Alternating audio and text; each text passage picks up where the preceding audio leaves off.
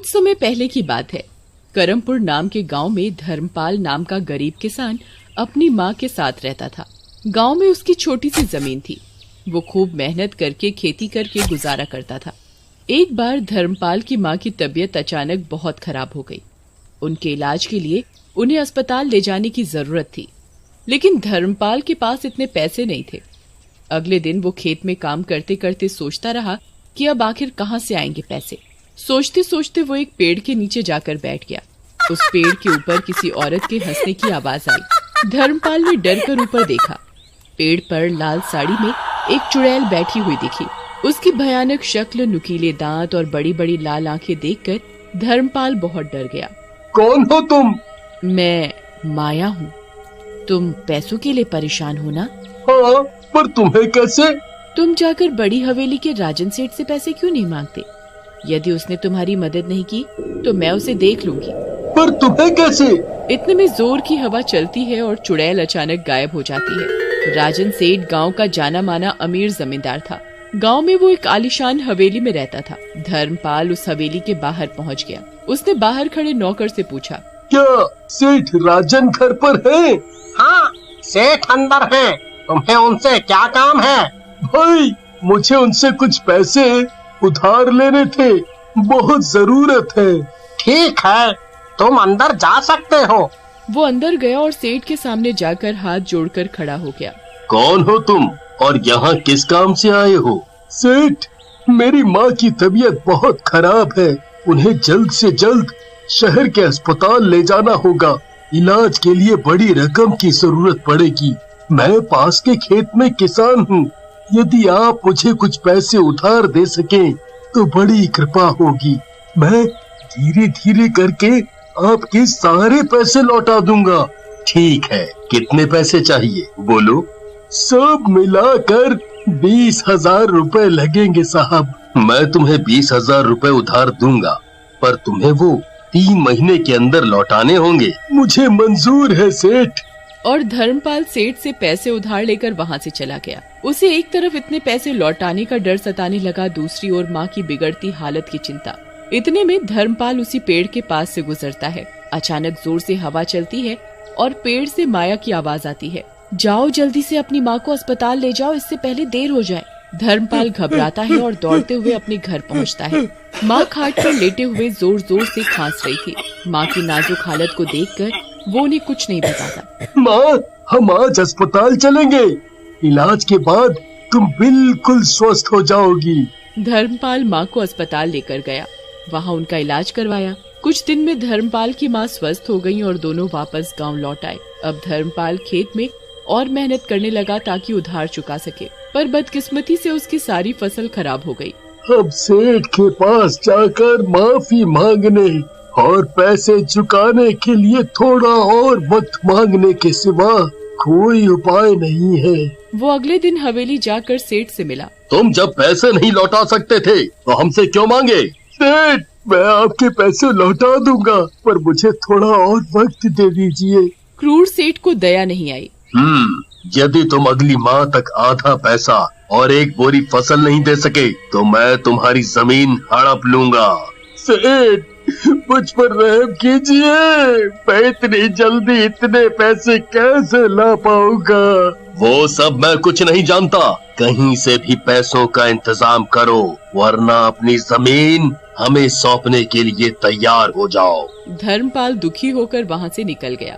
जाओ, हमारे लिए खीर लेकर आओ। नौकर खीर लाकर सेठ को देता है। सेठ जैसे ही खीर को खाते हैं उनका मुंह जल जाता है। वो झटके से सारी खीर जमीन में गिरा देते हैं और चिल्लाने लगते हैं। हाय रे, जल गया, मेरा मुंह जल गया।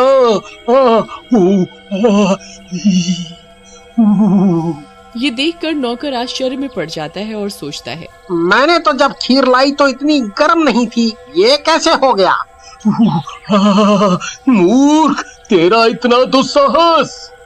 नौकर डर से कांपने लगता है। पता नहीं साहब, ये कैसे हो गया? उतने में बाहर कमरे से एक औरत के हंसने की आवाज आती है। कौन है वहाँ? नौकर बाहर के कमरे की ओर दौड़ता है, पर वहाँ पहुँचने पर वहाँ कोई नहीं होता। ये किसकी आवाज थी? हवेली में तो कोई महिला नहीं है। सारे दरवाजे बंद कर दो, कोई अंदर ना आने पाए। ऐसे ही रात हो गई।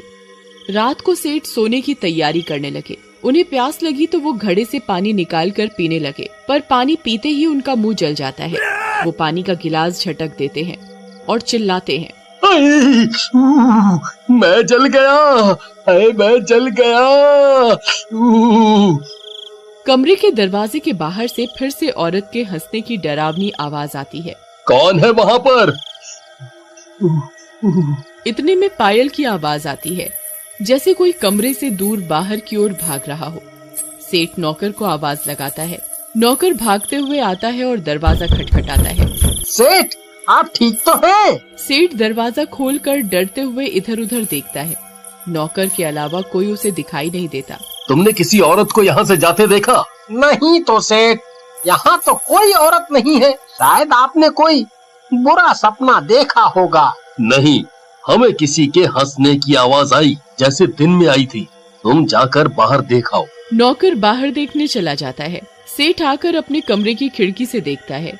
उसे खिड़की से कुछ ऐसा दिखाई देता है कि वो सन्न रह जाता है। एक महिला लाल साड़ी में चलकर आंगन से जा रही होती है। सेठ को अंधेरा होने के कारण उसकी शक्ल नहीं दिखती, पर वो देखता है कि जमीन में उसके पैर है ही नहीं। वो जमीन की सतह से ऊपर है और तेजी से आंगन में लगे बरगद के पेड़ की ओर जा रही है। सेठ अपने पलंग पर बैठकर ठिठुरने लगता है। इतने में कोई उसके कमरे का दरवाजा खटखटाता है। सेठ डर के मारे बिस्तर से चिल्लाता है, कौन हो तुम? चली जाओ, मुझे कुछ मत करना, कुछ मत करना मुझे। दरवाजे की दूसरी ओर से आवाज आती है, सेठ, मैं हूँ। वो नौकर की आवाज रहती है। बाहर कोई नहीं है, मैं देख आया हूँ। आप किसे चले जाने को कह रहे हैं? सेठ दरवाजा खोलते हैं।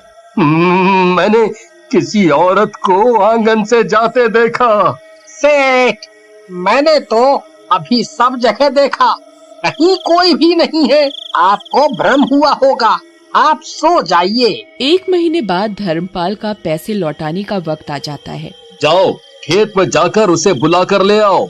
अब यदि वो उधार की रकम नहीं दे पाया तो उसकी जमीन हड़प लेंगे।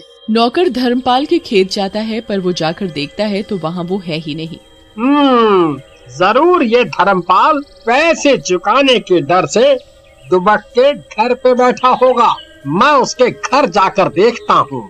नौकर उसके घर की ओर जाने लगता है। रास्ते में उसे चलते हुए अचानक पीछे से पायल की आवाज आती है। वो पलटकर देखता है तो कोई नहीं होता। जैसे ही वो आगे मुड़ता है, उसके सामने लाल साड़ी वाली डरावनी चुड़ैल खड़ी होती है और डरावनी आवाज में कहती है, मैं माया हूँ। अपने सेठ से जाकर कहो कि यदि उसने धर्मपाल को पैसों के लिए परेशान किया तो मैं उसे खा जाऊंगी। ये कहकर चुड़ैल गायब हो जाती है। नौकर भागता हुआ हवेली तक जाता है और सेठ को सारी बात बताता है। सेठ ये सुनकर डर जाता है। सेठ और नौकर सरपंच के घर जाते हैं और ये सारी बात बताते हैं। पास में सरपंच की बुजुर्ग माँ ये सब सुन रही होती है। वो कहती है, ये जरूर माया का काम होगा। हाँ, उसने यही नाम बताया था। इसी गांव में एक किसान रहता था। एक बार उसकी पत्नी की तबीयत बहुत खराब हो गई, पर किसान के पास इलाज के पैसे नहीं थे। उसने गांव के कई अमीर सेठ से पैसों के लिए प्रार्थना की, पर सबने उसे इनकार कर दिया। किसान की बीवी की तबीयत बिगड़ने की वजह से वो चल बसी। इतना सुनकर सेठ को सब समझ आ जाता है। मैं धर्मपाल की मजबूरी नहीं समझते हुए उसे पैसों के लिए धमकाता रहा। तुम यदि किसान से माफी मांग लो तो वो चुड़ैल तुम्हें परेशान करना बंद कर देगी। मैं जाकर धर्मपाल से माफी मांगता हूँ। सेठ धर्मपाल के घर जाता है। जाकर देखता है कि धर्मपाल बुखार से तड़प रहा है। मेरा बेटा धर्म उधार चुकाने की चिंता के कारण बहुत बीमार पड़ गया है। माँ जी, मुझे माफ कर दीजिए। मैं ही वो सेठ हूँ जो धर्मपाल को पैसों के लिए धमकाता रहा। धर्मपाल, मुझे माफ कर दो। तुम्हें उधार के लिए अब मैं परेशान नहीं करूँगा। तुम्हें वो उधार चुकाने की भी जरूरत नहीं, बस तुम स्वस्थ हो जाओ। बहुत बहुत शुक्रिया सेठ, मैं आपका आभारी रहूंगा। माया चुड़ैल ने फिर कभी सेठ को परेशान नहीं किया।